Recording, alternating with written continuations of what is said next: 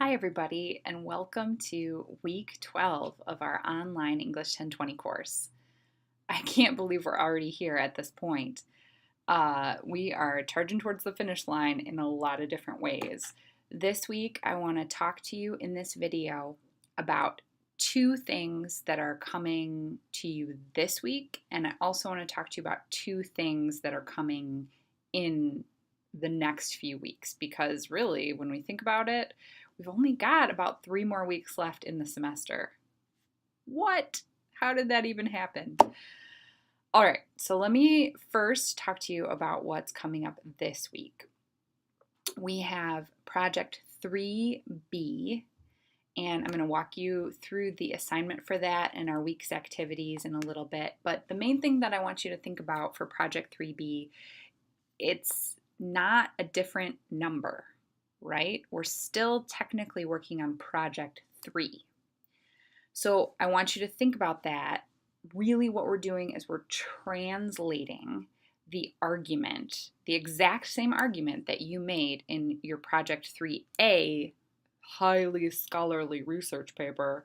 We want to translate it into a format and a genre that is totally different. So we're going to be learning about a visual genre called infographics. You may have heard about infographics before. You've almost certainly seen them online. So we're going to be working on translating your argument from your scholarly paper to a visual genre called the infographic. So keep in mind that it's the same argument. You're just going to be targeting a different audience for a different purpose with a different genre. So we still have our rhetorical triangle, and your purpose or your message is the same, but the audience will be different and the genre that you're writing in will be different. So if you need a little bit of advice or tips about how to get started with that, the little vid this week is a tutorial of the infographic platform that I'm suggesting that you use. Now, the Piktochart platform is free. It's not super user-friendly, but there are a ton of tutorials online if you need them. But if you have a different preferred visual platform, Canva, Photoshop, if there's another digital visual creation platform that you prefer, go ahead and use that one. But if you've never done this before and you're kind of at a loss, Piktochart is excellent because it provides templates and helps you stay super organized, and again, it's free. Okay, so that's the first thing coming up this week. The second thing coming up this week is that I'm going to post an announcement for a midterm reflection about your experience in the composition learning community. Now, we're a little bit past midterm, sure, but due to my sickness last week and just general craziness, we're going to do it this week. So keep your eyes peeled. There's going to be an announcement from me that gives you the prompts to respond to, just like we did at the beginning of the semester, and you wrote down your responses and emailed them to me. Same deal here. Except now you just have a lot more time and experience in a composition learning community classroom. You've worked a lot more extensively with your peer mentor, Kasim. So we'll get to that. Just keep your eyes peeled for an announcement. All right, so that was the two things for this week. Two things that are coming up as we charge forward to the end of the semester. Our Project 4 is going to start pretty soon. And as you may remember, Project 4 is your end of the semester portfolio. Those portfolios. If you'll remember, we talked about this during midterms, just checking in, making sure that you guys are putting in at least one artifact or piece of your own writing for each project. So make sure you take a moment, and as you look back over Project 3A, think about what piece you're most proud of or what piece maybe you struggled with but shows your development as a writer, and make sure you put it in your OneDrive portfolio folder. Keep up with that.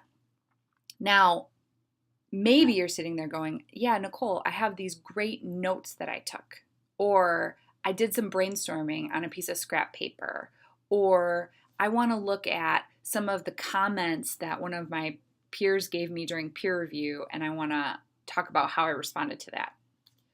All of those things would be great artifacts to include in your portfolio.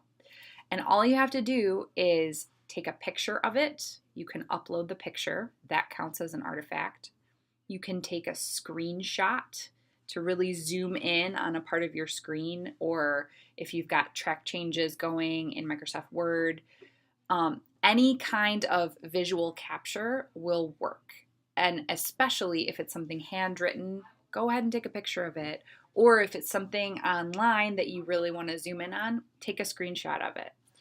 Anything that you have done in this whole semester is up for grabs for this portfolio.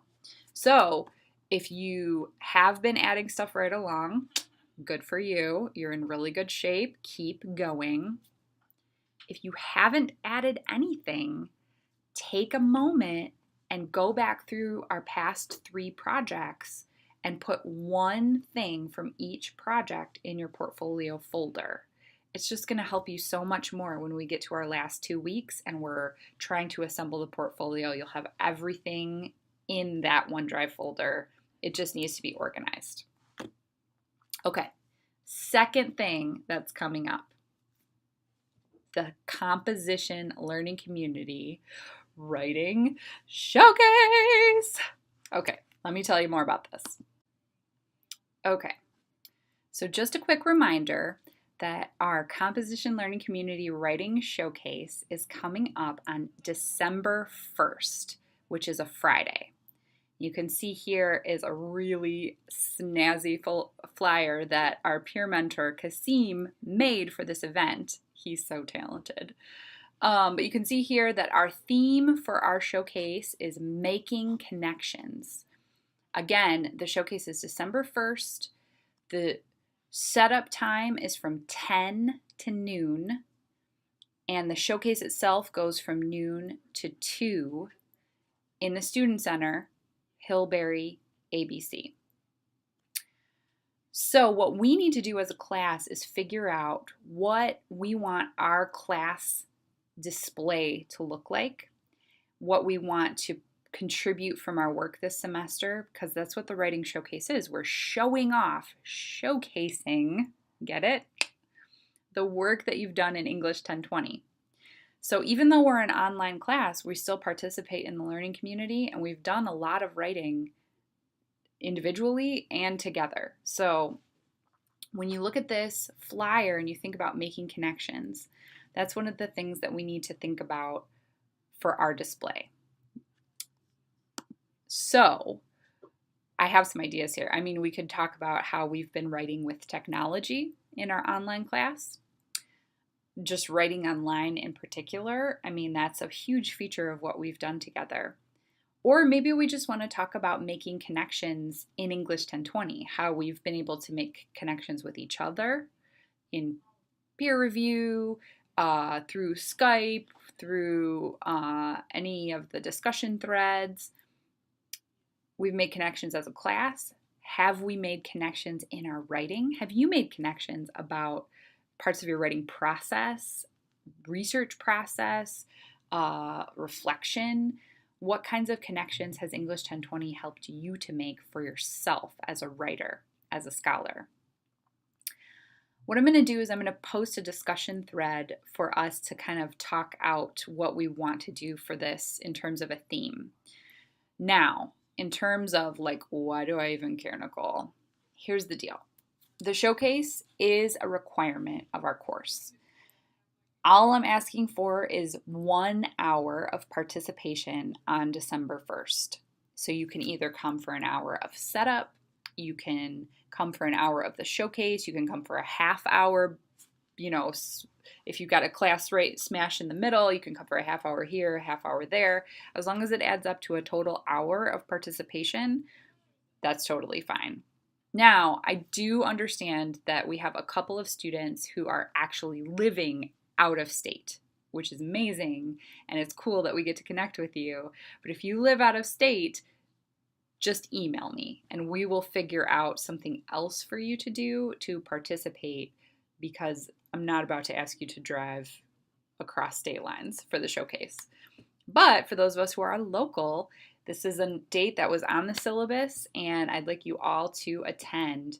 In fact, if you attend for an hour and you provide something, one thing to help construct our class display, I'll give you 25 points. It's a pretty easy, quick grab points for the semester. And as further incentive, if you're feeling a little low or you're feeling like you need to make up some easy points, I will give you 5 points extra credit for every additional hour you are at the showcase. Now it's 4 hours total. So if you're there for all 4 hours, you'll get your 25 points plus 5, 10, 15 extra points for a total possible, what is that? 50 points? All right, math people, help me out here. Anyways, it's a lot of points to get just for showing up on one day. So respond to the discussion thread that I post about this so that we can figure out our theme. Plan to give one piece of your writing, bring some materials, and plan to be there at least 1 hour, either for setup or for the actual showcase itself. And you'll get some easy points.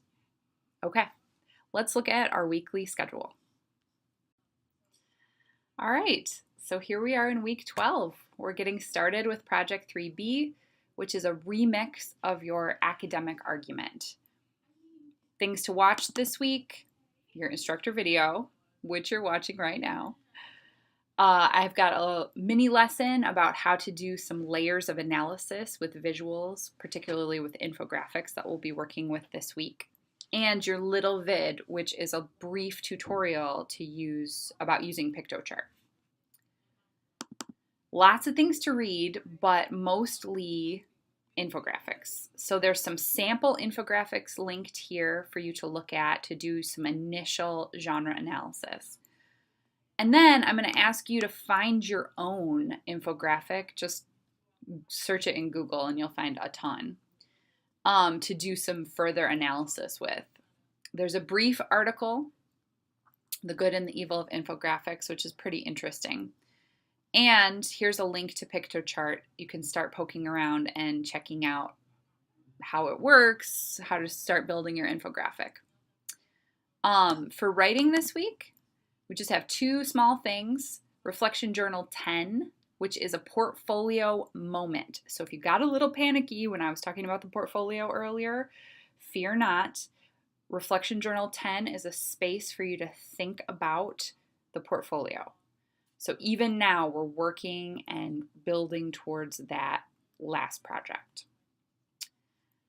Also, this week, a project builder for genre analysis of infographics. This is just to help you get familiar with the genre of the infographic and to really get your mind wrapped around this thing that you're going to make. So you can see here on Wednesday, look at this video, look at some sample infographics, read through the Project 3B assignment, which will kind of help you. There's 3 main parts to this project. Number 1 is making your infographic. Number 2 is I'm asking you to write a reflection essay. And number 3 is you're going to make a short video presenting your infographic to the class. I'll show you that in a second, but just sort of like kind of keep in your mind, because next week is Thanksgiving. There's only one thing due next week. It's your rough draft for your infographic, and I'll post a video for that next week. But then the week after is when your infographic is due with your reflection paper and your brief video presentation. So even though this is a 3-week project, it's going to go kind of fast. Get situated with it this week. Make sure you understand what infographics are. Make sure you understand the assignment and everything that I'm asking. And please don't hesitate to email me if you have questions. So we're going to be working through this week what infographics are and making sure you understand it. By Friday, I'd like you to sort of plan to look at the mini lesson video and look at some more samples of infographics. And then on Sunday is when you can kind of start planning your infographic, because by next Monday, or at the very least by next Wednesday, I'd like you to post a rough draft of your infographic to the peer review thread. All right. So that about does it for our week 12 instructor video. I hope you guys are having a great week. I hope everyone's feeling okay. I'm feeling much better. Thank you so much for all your kind words and emails last week. Now it's just the kids that are sick. So everyone, take your echinacea. Make sure that you are feeling okay. Rest if you need to. Learn to rest, not to quit. Keep going. We've only got 3 weeks left. You can do it. All right. I'll see you next week.